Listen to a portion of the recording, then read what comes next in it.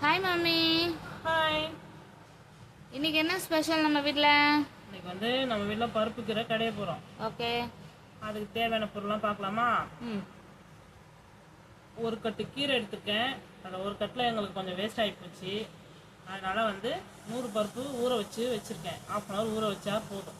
1/2 hour ஊற வச்சு வச்சுக்கணும். ஒரு கட்டு ஃபுல்லாக எடுக்கிற மாதிரி இருந்தால் 150 பருப்பு எடுத்துக்கோங்க, கரெக்டாக இருக்கும்.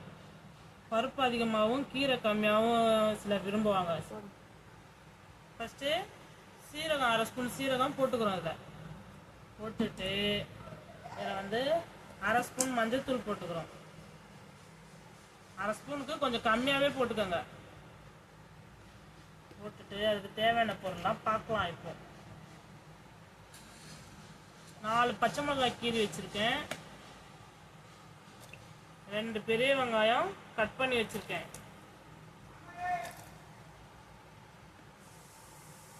2 தக்காளி கட் பண்ணி வச்சுருக்கேன். தக்காளி அதிகமாக சேர்க்காதீங்க, இதில் புளி சேர்க்க போகிறதில்ல. தக்காளி அதிகமாக சேர்த்திங்கனாலும் ஒரே புளிப்பாயிடும். அதனால் தக்காளி கம்மியாக சேர்த்துக்கோங்க. நான் கீரை எனக்கு கொஞ்சம் பாதி வேஸ்ட் ஆயிடுச்சு. அதனால் 2 தக்காளி சின்னதாக 2 தக்காளி எடுத்துருக்கேன். 15 பூண்டு பல். பூண்டு எப்போதுமே நிறைய சேர்த்துக்கிறது நல்லது. பருப்புன்றதுனால நம்மளுக்கு வாய்வு. அதனால் பூண்டு இப்போ 15-20 பல்லுக்கிட்ட நான் க்ளீன் பண்ணி வச்சுருக்கேன். அதையும் இதில் போட்டுக்கலாம். போட்டுட்டு இதை குக்கர் வச்சு மூடக்கூடாது. ஒரு கொதி வந்தோடனே நல்லா நல்ல மண்ணை கொஞ்சம் கொதிக்கணும். ஒரு 5 நிமிஷம் கொதிச்சதுக்கப்புறம் இந்த கீரையை அதில் போட்டு ஒரு கிளறி விட்டுட்டு விசில் வைக்கிறோம். விசில் வச்சுட்டு அதுக்கப்புறம் என்னன்ட்டு காட்டுறேன். பருப்பு நல்லா கொதிக்குது. ஏன் எல்லாத்தையும் ஒன்றா போட்டு விசில் போடக்கூடாதுன்னா, கீரை வந்து ரொம்ப நேரம் வேகக்கூடாது. ஒரு மாதிரி கடுத்து போயிடும், கலர் சேஞ்ச் ஆகும். மிதமான இதில் வந்து நல்லா கொதிக்க வச்சு இதில் போட்டு 2 விசில், அவங்கவுங்க குக்கருக்கு ஏற்ற மாதிரி விசில் வச்சுக்கோங்க. எங்களது பழைய குக்கர்ன்றதுனால 3 விசில் வச்சுக்கிறேன். அதனால் வந்து இதை போட்டு நல்லா ஒரு கிளறி விட்டுறணும். கிளறி விட்டுட்டு மூடி போட்டு 2 விசில் வச்சுட்டு கடைஞ்சிட்டு கீரை கடையும் போது நான் எப்படி செய்யணும்னு காட்டுறேன்.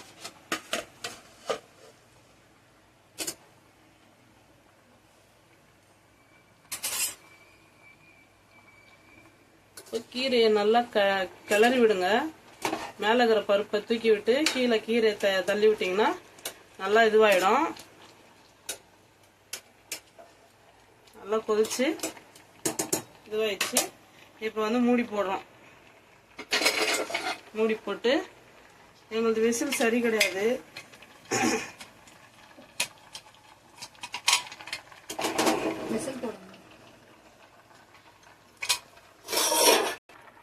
மூடி போட்டு இப்போ விசில் வைக்கிறோம். விசில் வச்சு கடைஞ்சிட்டு தாளிக்கும் போது நான் எப்படி செய்யணும்னு தாளிக்கும் போது காட்டுறேன்.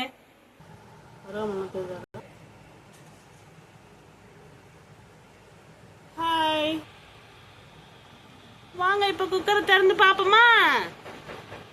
நீங்க சிரிச்சீங்கன்னா தான் நான் திறந்து பாக்கட்டுவேனே, இல்லைன்னா காட்டவே மாட்டேன். அப்படியே மூடினபடியே தான் இருக்கும். உங்க டாடிக்கு டைம் ஆயிடும், லஞ்ச் கட்ட முடியாது. பாத்துக்குங்க. சிரிங்க, நல்லா கலகலன்னு சிரிங்க பாப்போம். குக்கரை திறக்க போறேன். விசில் அடங்கினோன்னு திறங்க, இல்லைன்னா மூஞ்சில அடிச்சிடும். டடா, இங்க பாருங்க, பருப்பும் கீரையும் வெங்காயம் தக்காளி பச்சை மிளகா பூண்டு இதெல்லாம் போட்டு இந்த அளவுக்கு வேக வச்சிருக்கணும்.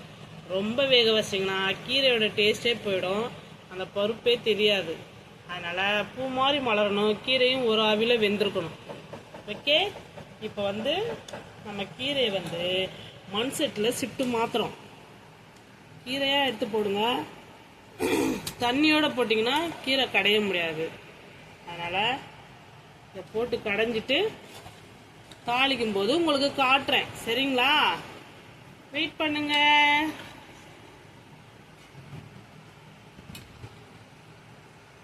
கடைவோம். இதை போட்டு இப்படி நல்லா மசிச்சுக்கணும். நீங்கள் அந்த இது வச்சுருந்தீங்கன்னா அதிலலாம் கடைஞ்சிங்கன்னா கீரை வந்து மசியாது. எது? ஸ்மாஷர். மத்து போட்டு கடைஞ்சிங்கன்னா தான் கீரை காம்பெல்லாம் நல்லா கடையும். கீரை காம்பில் தான் நம்மளுக்கு சத்து நிறைய இருக்குது. அதனால் மத்தில் தான் கடையணும். பருப்பு சட்டியில் கடைஞ்சிங்கன்னா நல்ல டேஸ்ட்டாக இருக்கும். பாத்திரத்திலே கடைஞ்சி அப்படி ஊற்றுறவங்களும் இருக்காங்க, அந்த அளவுக்கு டேஸ்ட் இருக்காது. இந்த மாதிரி சூடாகவே கடைஞ்சிடணும், அப்போ தான் கீரையும் நல்லா மசியும். ஆற வச்சு இப்போ வேக வச்சுட்டு ஒரு சாயந்தரமாக கடைஞ்சி தாளிச்சிக்கலாம், இல்லை மத்தியானமாக தாளிச்சிக்கலான்னு தாளிச்சிங்கன்னா அது வந்து கிடையாது. அப்போ சூடு பண்ணி செய்யணும், கீரை கடுத்து போயிடும். மறுபடியும் சூடு பண்ணிங்கன்னா டேஸ்ட் இருக்காது. இந்த மாதிரி நல்லா போட்டு கடைஞ்சிக்கணும். கடைஞ்சி முடிச்சோடனே பார்க்கலாம். இங்க பாருங்க, கீரை கடைஞ்சி வச்சாச்சு. நான் எப்போதுமே கீரையும் பருப்பும் சரிக்கு சரி எடுத்துப்பேன். ஒவ்வொருத்தவங்களும் பருப்பு ஒத்துக்காது அப்படின்னா பருப்பு நீங்கள் கம்மியாக கூட எடுத்துக்கலாம். எங்கள் பொண்ணெல்லாம் வந்து கீரை அதிகமாகவும் பருப்பு கம்மியாகவும் கேட்பா. ஸ்டவ் பற்ற வச்சு குக்கரில் தான் வேக வச்சேன், அதிலே தாளிச்சுக்கலான்னு அடுப்பில் வச்சுருக்கேன். குக்கர் சூடியாகட்டும். குக்கர் அடுப்பில் வச்சிட்டேன். கீரைக்கு தாளிக்க வேண்டிய பொருள் நம்ம ஏற்கனவே 2 வெங்காயம் பருப்பில் வேக வச்சு வச்சுருக்கோம்.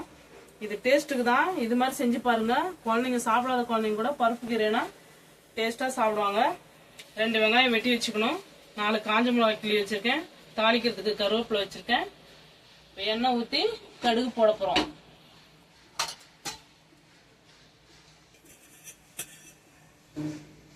எண்ணெய் ஊற்றுறோம்.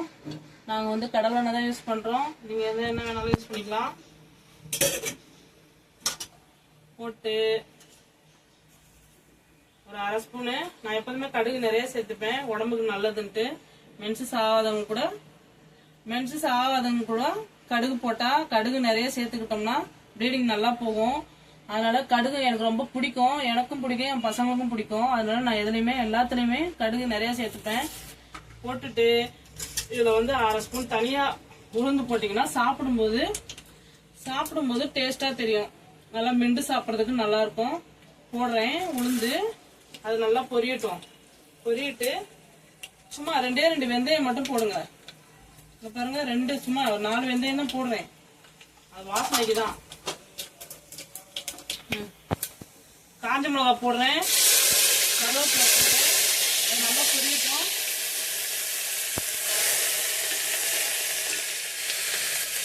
வெங்காயத்தை போட்டுடலாம். இந்த மாதிரி செஞ்சு பாருங்க, கீரை அருமையா இருக்கும். நம்ம தான் வேக வைக்கிறதுலே கீரை பருப்புலேயே வெங்காயம் போட்டுக்கோமே, இதில் எதுக்கு போடணும்னு நினைக்காதீங்க. தாளிக்கும் போது வெங்காயம் போட்டு இந்த மாதிரி நல்லா ப்ரௌனாக ஆனோன்னா கீரையை தாளித்து சாப்பிட்டு பாருங்க. ஒரு தட்டு சாப்பாடு எக்ஸ்ட்ரா கூட சாப்பிடுவீங்க. வெங்காயம் வதங்கிடுச்சு. இங்கே பாருங்க, இந்த அளவுக்கு நல்லா வதங்கணும். வதங்கினாதான் கீரை டேஸ்ட் கொடுக்கும். இப்போ வந்து வெங்காயம் வதங்கும் போது ஒரு 1/4 ஸ்பூன் உப்பு போட்டுக்கோங்க. ஏன்னா ஏற்கனவே கீரையில் கடையும் போதே 1/2 ஸ்பூன் உப்பு போட்டிருக்கேன். அது கடையும் போதே கடைஞ்சிங்கன்னா தான் உப்பு சாரும், இல்லைன்னா எவ்வளோ உப்பு போட்டிங்கனாலும் உப்பு சாராது. தேவையான அளவு பெருங்காயத்தூள் போட்டுக்கோங்க. நான் எப்போதுமே பெருங்காயத்தூள் அதிகமாக தான் சேர்த்துப்பேன். இதை நல்லா ஒரு கிளறி விடுங்க. என்ன இவங்க டிஃப்ரெண்டாக வந்து கருவேப்பிலெல்லாம் போட்டு தாளிக்கிறாங்க கீரைக்கு போய் அப்படின்னு நினைக்கலாம். கருவேப்பிலை போட்டு தாளிச்சு பாருங்க. சாப்பாடு நீங்கள் கொஞ்சமாக சாப்பிடணும்னு நினச்சா கூட அதிகமாக சாப்பிடுவீங்க. நல்லா வாசனையாக சுவையாக இருக்கும் சாப்பிடும்போது. இது மாதிரி செஞ்சு பாருங்க ஒரு வாட்டி. இந்த மாதிரி நல்லா வதங்கிருச்சு. பெருங்காயம் போட்டு ஒரு 2 நிமிஷம் நல்லா கிண்டி விடுங்க. இப்போ கடைஞ்சி வச்சிருக்கோம் இல்லையா பருப்பு கீரை, எல்லாத்தையும் இதில் ஊற்றிடுறோம்.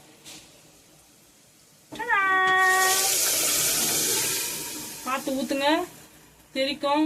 அப்புறம் என்ன இவங்க சொல்லவே இல்லை மேலெல்லாம் தெரிக்கும்னு அப்படின்னு நீங்கள் நினைக்கக்கூடாது.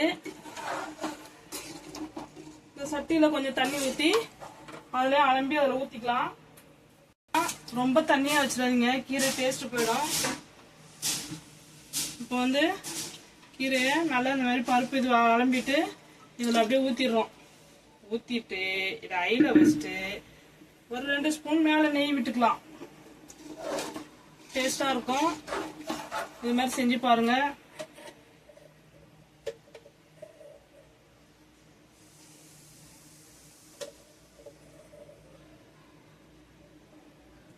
செஞ்சு பார்த்துட்டு எங்கள் வீடியோவுக்கு லைக் பண்ணுங்கள், ஷேர் பண்ணுங்க, சப்ஸ்கிரைப் பண்ணுங்க. பாய். இன்னும் பாருங்க நம்ம கீரை ரெடி ஆயிடுச்சு. ஒரு அடுப்புல வச்சுட்டு கொதிக்க விட்டுறாதீங்க, டேஸ்ட் மாறிடும். சும்மா நெய் போட்டுக்கோம் இல்லையா, அதெல்லாம் சேர்ந்த மாதிரி ஆயிடும். அதனால 2 நிமிஷம் மட்டும் அடுப்புல வச்சுட்டு இறக்கிடலாம். ஓகே, நம்ம கீரை சாம்பார் ரெடி. எப்படி கீரை கடையில் கடைஞ்சி வச்சிருக்கேன் பாத்தீங்களா? இத போட்டு குழந்தைக்கு ஊட்டினீங்கன்னா ஒரு பவுல் சாப்பாடு சாப்பிடுற குழந்தை கூட ஒரு தட்டு ஃபுல்லா சாப்பிடும். அது நீங்க செஞ்சு கொடுத்து சாப்பிட வச்சு பார்த்துட்டு நான் சொன்னது உண்மையா பொய்யான்னு பாருங்க. சரியா? லைக் பண்ணுங்க, ஷேர் பண்ணுங்க, சப்ஸ்கிரைப் பண்ணுங்க. பாய்.